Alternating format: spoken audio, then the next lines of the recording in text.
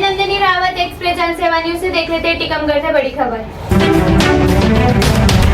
टीकमगढ़ की ऐतिहासिक लंका जर्जर, संरक्षण की राह पर प्रशासन की पहल। सियासत की विरासत आप देख रहे हैं। टीकमगढ़ रियासत की वह विरासत जो आज भी अपने वजूद के साथ धरोहर के रूप में स्थापित है। रियासत काल में महेंद्र सागर तालाब के किनारे रामलीला का मंचन हुआ करता था। लंका कांड के दौरान हनुमान जी महाराज तालाब के बीच स्थित लंका तक जाते थे, लंका दहन कर तैरकर वापस आते थे। आज भी यह ऐतिहासिक लंका अपने अस्तित्व के साथ खड़ी है, लेकिन भीतर की दीवारें, सीढ़ियां और फर्श उखड़ चुके हैं। जिला प्रशासन की अभिरक्षा के अभाव में यह धरोहर दिन ब दिन जर्जर होती जा रही है। जनप्रतिनिधियों, विधायकों, सांसदों, नगर पालिका और प्रशासन द्वारा अब तक लंका सहित रियासतकालीन इमारतों के संरक्षण के लिए कोई ठोस पहल नहीं की गई। हालांकि अब विरासत संरक्षण की दिशा में जिला कलेक्टर विवेक श्रोतिये की पहल रंग लाती दिखाई दे रही है। लंका के प्राचीन भवन के कायाकल्प, मरम्मत और सौंदर्यीकरण के साथ इसे पर्यटन स्थल के रूप में विकसित करने की कार्ययोजना तैयार की जा रही है। फिलहाल लंका की तस्वीर और उसकी तकदीर आपके सामने है। एक्सप्रेस जनसेवा न्यूज एवं राघव दर्पण समाचार पत्र टीकमगढ़ से मुन्नालाल मिश्रा की रिपोर्ट, एडिटिंग कुमकुम रावत। जहां रियासत टीकमगढ़ में एक दौर था जब इस तालाब के चारों ओर, जो तालाब के बीच में ये लंका बनी हुई है, आप देख रहे हैं, ये महाराज प्रताप सिंह के समय की ये लंका बनी है। जब राजाशाही ज़माना था उस समय यहाँ जो तालाब को सूर रामलीला हुआ करती थी, तब उस समय रूबरू हनुमान जी महाराज जब मंचन करती थी और घूम करके इस लंका पर आग लगाने के लिए आते थे। यह वही लंका है, आज भी अपने अस्तित्व के साथ खड़ी है, किंतु अभिरक्षा के अभाव में और सुरक्षा के अभाव में, प्रशासन की अनदेखी के अभाव में ये जीर्ण शीर्ण होती जा रही है, अंदर से खोखली होती जा रही है। आइएगा हम दिखाते हैं।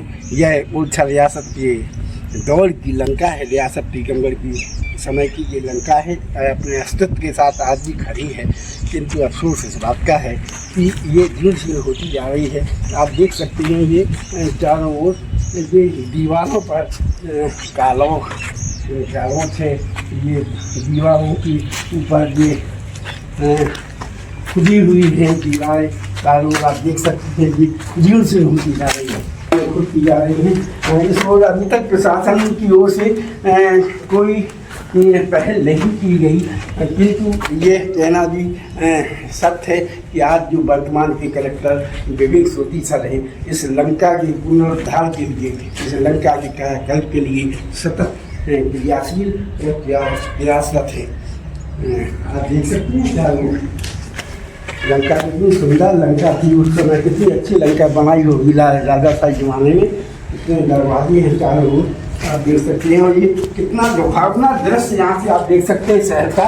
ये चारों इधर से आप देख रहे हैं हनुमान चालीसा, तालाब का, शंकर भगवान का मंदिर, ये कॉलेज का दृश्य, बहुत ही अद्भुत मनोरम दृश्य। किंतु ये लंका, ये जमीन आप देख सकते हैं, लंका की खुद की जा रही है, पूरी अस्तित्वहीन होती जा रही है, दीवारें को दे रही हैं। ये यहाँ जीना है, जीना देख सकते हैं, इसके ऊपर जीना था जाने का समय, किंतु अफसोस कि ये जीना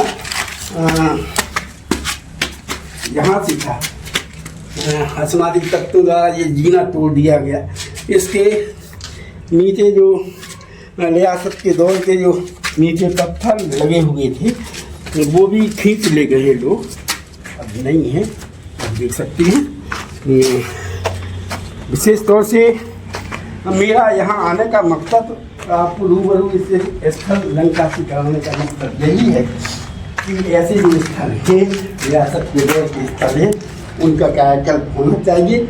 जिला कलेक्टर टीकमगढ़ विवेक श्रोतिये सर इस दशा में प्रयासरत है, इस लंका का पुनरुद्धार कराने के लिए सतत प्रयासशील है। टीकमगढ़ की रियासत की विरासत जो तालाब के बीच में लंका बनी हुई है, यह लंका वही लंका है जो राजाशाही ज़माने में, प्रताप सिंह जी के ज़माने में यहाँ पर रामलीला हुआ करती थी। जहाँ हम बैठते हैं इस सड़क की रामलीला हुआ करती थी, और यहाँ से हनुमान जी महाराज जी लंका जलाने के लिए तैर के जाते थे, तैर के आते थे। यह वही स्थल है, लंका वही है, इतिहास है, वीर सिंह महाराज के ज़माने की बनी हुई है। किंतु अफसोस इस बात का है कि यह लंका आज अपने अस्तित्व को खो रही है, धीरे धीरे अंदर खंडित हो रही है। मैं इसका एक रूबरू आपका एक अलग से पृथक से इसका मैं व्यू दिखाऊंगा। मैं जिला प्रशासन से अनुरोध करता हूँ कि शीघ्र ही इस लंका के उद्धार के लिए कार्य योजना बनाई जाए। हालांकि मुझे ज्ञात होता है जिला कलेक्टर विवेक ने कार्य योजना बनाई है और पर्यटक के रूप में करके इस लंका के उद्धार के लिए सदा वो संकल्प थे। और आप देख सकते हैं कि दाईं ओर जो कॉलेज आप देख रहे हैं, ये कॉलेज है महाराज प्रताप सिंह के समय का निर्मित, ये उनका महल है, ये सरकार को उनके द्वारा दिया गया है कॉलेज है। बहुत ही सुंदर कॉलेज है। BSc MSc की क्लासें यहाँ लगती हैं। हमारे बीच मयंक जी हैं। मयंक जी, आप बताएं, इस लंका के बारे में बताएं।